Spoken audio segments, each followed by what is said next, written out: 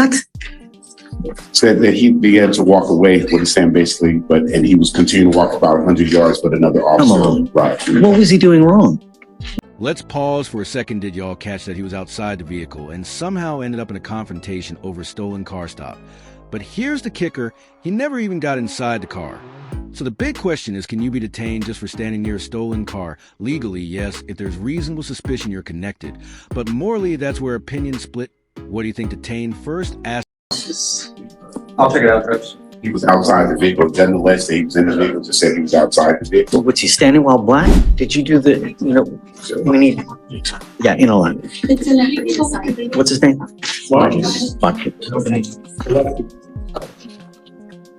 Mr. Watkins, did you just get out of jail? Where did you think you were going today? To the beach? No, sir. They actually locked it from me, and that's transitioning from moving, so I didn't have access to any of my clothes. Please don't come in clothes. It's very disrespectful. Okay? All right. In shorts, you're in shorts. I literally had this on for the left. Mr. Watkins, you're charged with evading arrest or detention. You're facing up to a year in jail. All right, this is where things get real. He's charged with evading arrest, and that can carry up to a year in jail and a $4,000 fine in Texas. But here's the twist. He wasn't running, just walking away. Is slow motion evasion still evasion? According to Texas law, yep, it doesn't matter if you're sprinting or strolling. If you ignore commands, it's a wrap. $4,000 fine.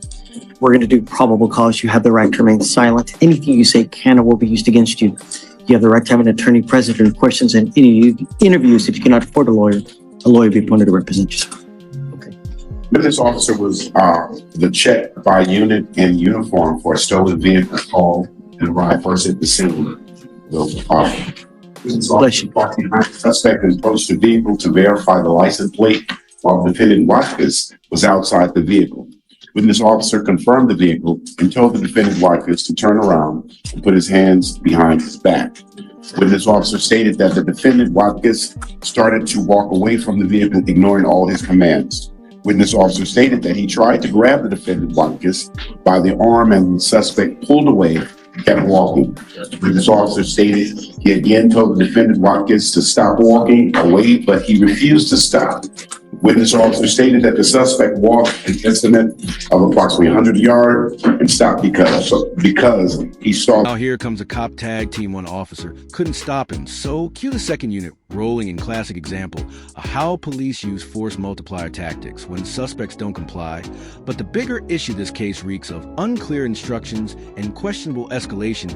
Was this enforcement or intimidation? Arrived at the scene. What?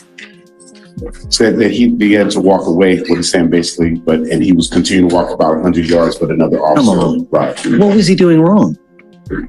This was a stop for a stolen vehicle. Right. That he was outside. Apparently, it looks like. But was he inside the vehicle at any time? Watkins. I'll check it out, Coach. Was he? The license plate, that was via the license plate. He was outside the vehicle. Nonetheless, he was in the vehicle. Just said he was outside the vehicle. Was he standing while black?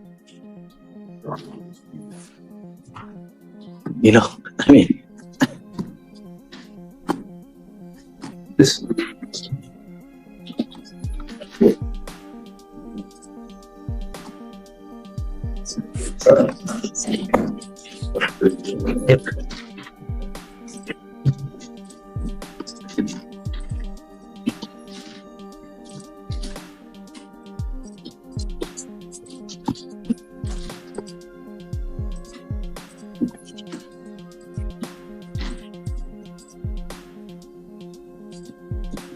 Well,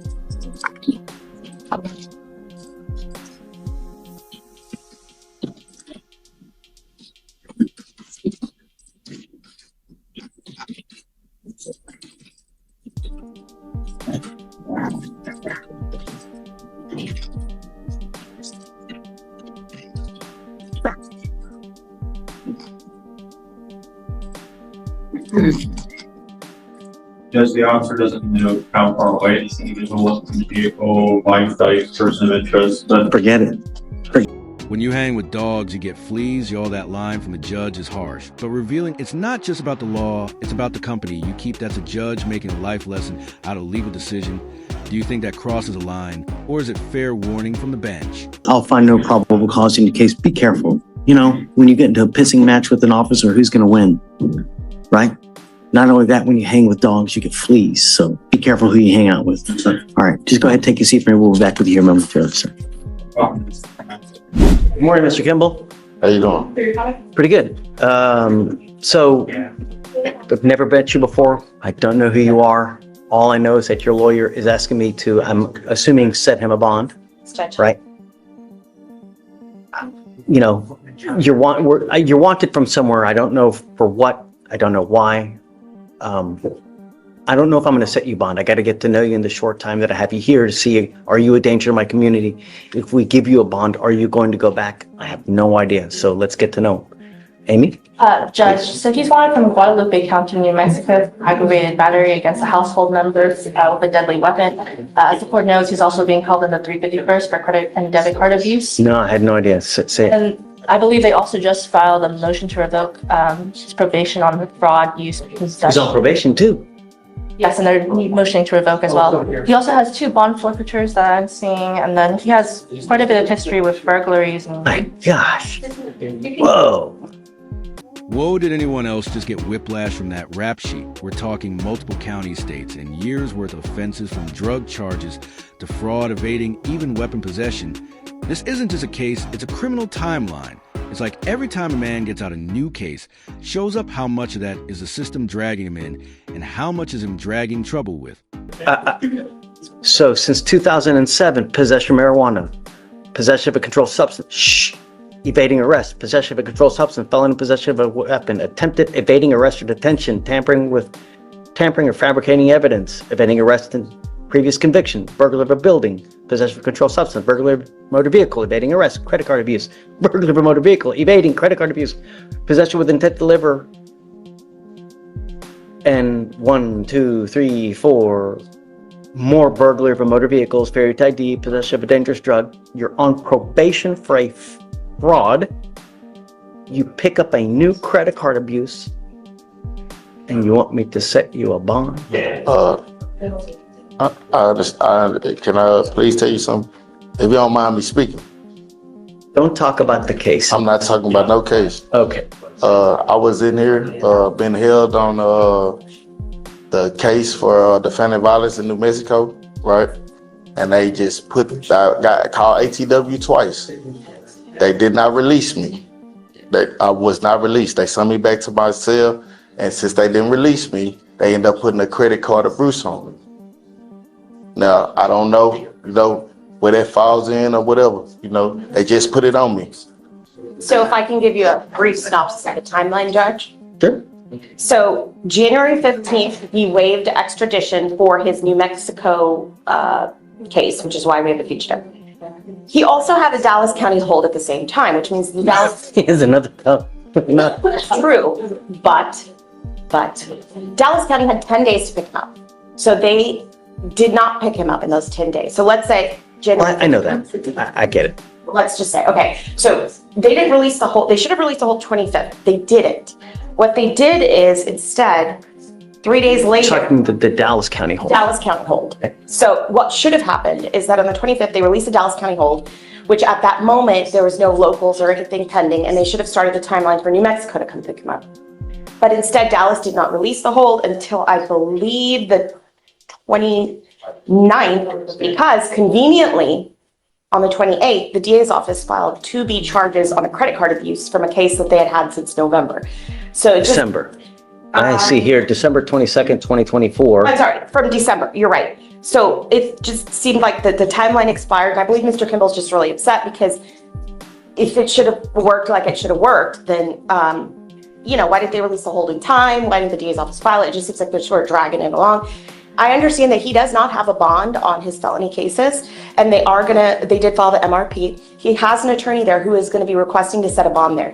What Mr. Kimball is asking is a bond here, even though, and I said, he's going to be making the bond there in felony. So let's say his bonds get set in felony and his bond gets set here. He wants to bond out and go to New Mexico, address that case, and then he said he'll be back and forth.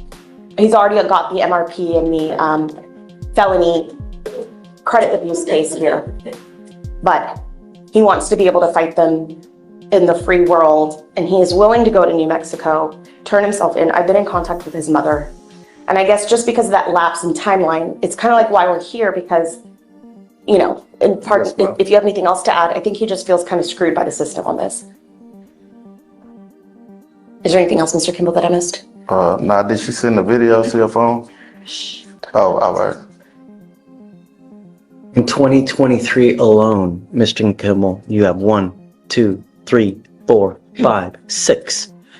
In one of the misdemeanor cases, you have presumably a bond at 5,010, which tells me that you've taken off on that case as well. I You're never on ran. probation. You had a hold out of Dallas for, what did he have a hold out of Dallas for?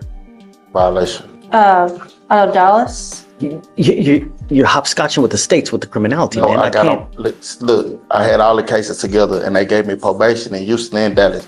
See, that's what you don't know. They dismissed a bunch of them cases has been dismissed, and I've been to trial twice. A bunch of them cases has been expunged on that record right there that you're saying. You know what I'm saying? But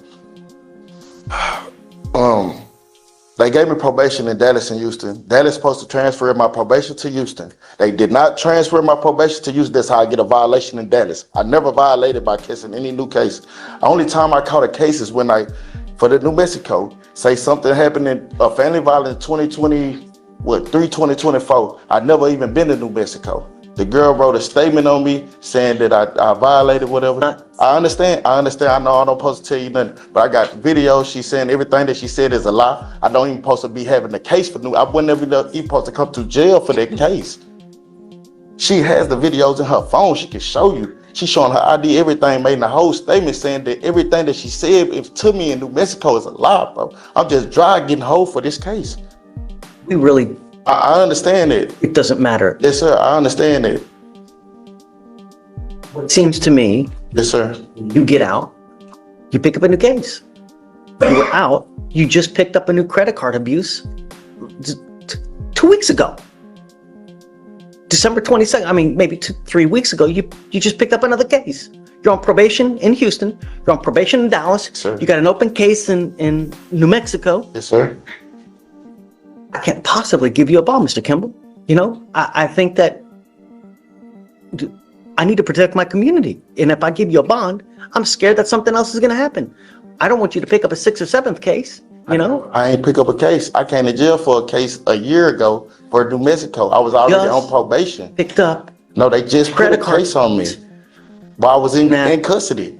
I didn't never get caught for anything. They just put a case on me while I've been in custody right now. This time, waiting on New Mexico and Dallas to come get me. They just put this case on me. They just put this on me. I want to make sure that there are no more new cases get on you anymore. I'm not going to give you a bond because, Mr. Kimball, you scare me.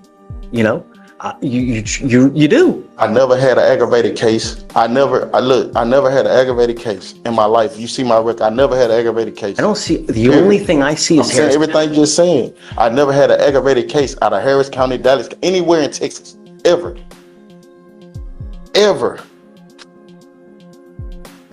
I believe you, but